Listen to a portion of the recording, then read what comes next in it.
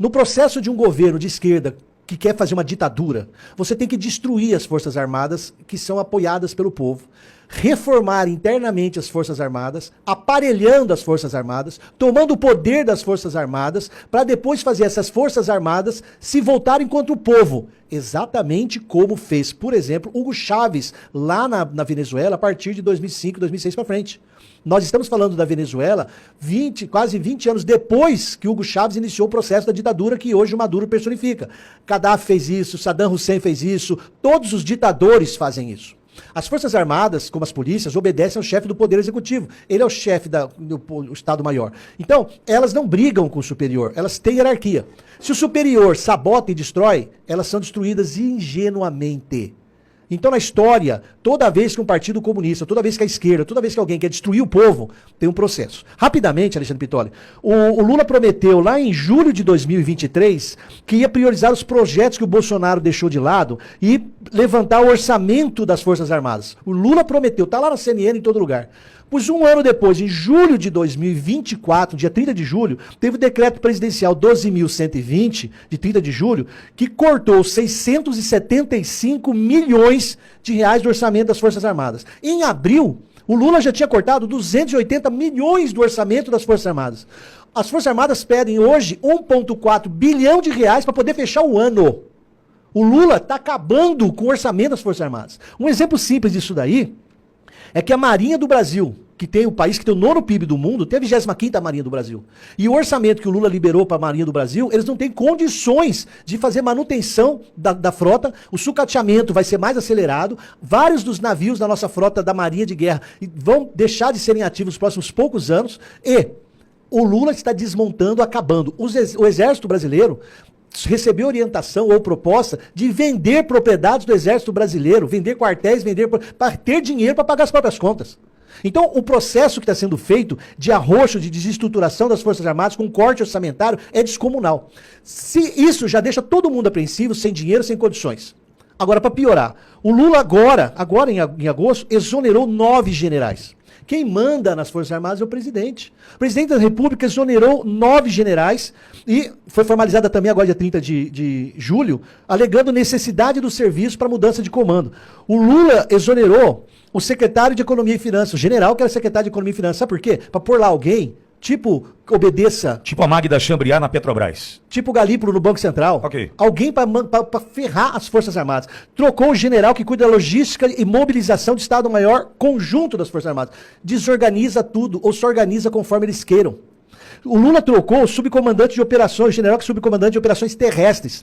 Trocou o chefe do departamento de educação e cultura. Mas por que o general, chefe do departamento de operação e cultura, de educação e cultura é importante? Para ir lá fazer, dentro da formação militar, o trabalho que o MST faz lá no MST. Para fazer uma lavagem cerebral nas tropas. Trocou o comandante. Trocou o comandante da 7ª Divisão do Exército, sediada lá em Recife. Trocou o diretor do Serviço Militar, que é quem cuida. O Serviço Militar cuida de todas a renovação das pessoas que fazem 18 anos, tem que prestar serviço militar. Trocou o chefe do Estado-Maior do Comando Militar Sul e trocou o general, que é o subchefe do Estado-Maior do Exército. Peças fundamentais na estrutura. Fundamentais. Nunca trocaram 9 generais. O Lula deu uma canetada, botou 9 generais para fora. Como é que é o processo? O processo é por gente aparelhada. E por que ninguém fala disso, Cláudio? Porque ninguém também fala do Gilberto Kassab e do hacker. Tem assuntos que a ordem lá de cima do Zé Dirceu e dos poderosos é não falem sobre isso, porque aqui é onde dói se o povo souber. Aqui é onde dói no meu projeto de ditadura nacional. Esse é o projeto de ditadura nacional. Estão desmontando as Forças Armadas no orçamento, na estrutura. E vou acrescentar mais uma coisa. O Hugo Chávez, no processo de controlar as Forças Armadas, ele pegou e aumentou uma quantidade enorme de tenentes-coronéis e de generais lá, para fazer ascender um monte de pessoas aparelhadas a ele. Eu acredito que é o próximo passo que o Lula vai dar nos próximos 2 anos, porque eles vão esperar passar a eleição de outubro e vão continuar agora, de 2024. Aí de 2024, de outubro para abril do outro ano, eles vão meter um monte de louco para fazer os absurdos da ditadura que eles estão construindo. Porque eles, vou dar outro exemplo, por que a Starlink foi posta no roteiro? O que tem a ver Starlink com isso daí? A Starlink é usada para garantir o contato das Forças Armadas de maneira segura, sigilosa e constante em qualquer lugar do território nacional e do mar territorial nacional. Lembrando que as decisões do ministro Alexandre de Moraes ultrapassam o Poder Judiciário e estão atendendo ao interesse de uma estrutura gigantesca política. Política. É o que eu estou dizendo aqui já faz tempo já. É uma estrutura política. Não é uma decisão do Supremo. É uma decisão de uma estrutura política. De implantação da ditadura no Brasil, esfacelamento da estrutura de segurança nacional do Brasil e cá entre nós. Quem sai ganhando no mesmo dia que tudo isso está acontecendo? O narcotráfico. O narcotráfico sabe que a Marinha não tem estrutura, o narcotráfico sabe que o Starlink está saindo do ar, o narcotráfico sabe tudo. Tem gente para contar tudo para eles. Tem gente falando pro narcotráfico onde pode entrar e pode passar. Lembrando, o Lula fez quando assumiu uma GLO.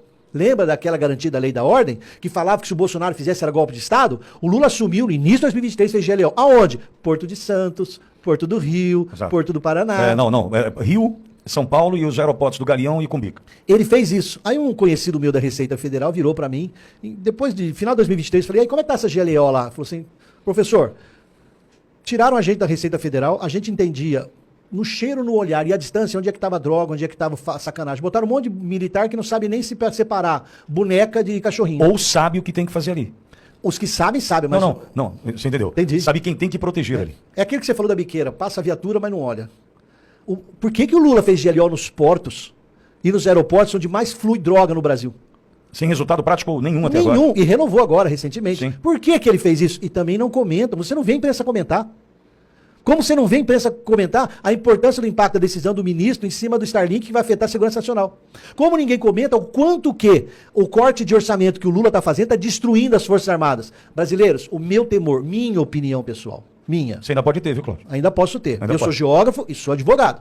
E fiz engenharia de produção, mestrado, para estudar exatamente como fazer a logística do supply chain. Então, atenção, senhores. Minha percepção, estão desmontando a estrutura de segurança nacional brasileira no dinheiro, na imagem, que destruíram a imagem, e estão substituindo pessoas lá dentro em cargos importantíssimos para pôr pessoas aparelhadas. Peraí, você tocou num ponto interessante. A destruição da imagem faz parte desse pacote. Faz parte do pacote. Isso aí Lenin ensinou há 100 anos A atrás na gente achar Revolução Russa. que o exército hoje só serve para pintar bordo de sarjeta faz parte da destruição da Faz imagem. parte da destruição da imagem. O que aconteceu no Rio Grande do Sul faz parte da destruição da Tudo imagem. isso faz parte da destruição da imagem. Isso são projetos que a esquerda aprendeu, que é o manual, eles têm um manual, isso é acessível na internet, de como fazer a revolução, as regras que Lenin e Trotsky ensinaram, faz parte, destruir a imagem deles, para poder humilhá-los, perder a moral da tropa, substituir o comando da tropa, deixar todo mundo pobre, preocupado só se vai ter comida ou não, e assim ir controlando. Como disse o ministro, uma coisa é ganhar a eleição, outra é tomar o poder. E você toca num nome bastante importante nessa estrutura do bastidor, que é Zé Disseu.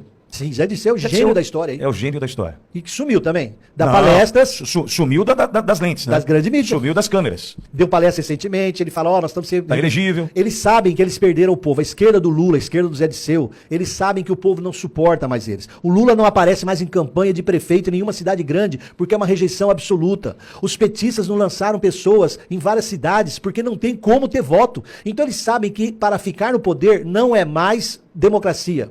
É a democracia no conceito que eu já chamei a atenção, que o conceito de democracia, para Lenin, Trotsky, o pessoal da Revolução Socialista, da Soviética, democracia para eles é a ditadura do proletariado. Quando um esquerdista fala em defender a democracia, ele fala em defender a ditadura deles. Não é o conceito ocidental que nós temos de participação e liberdade. Não é.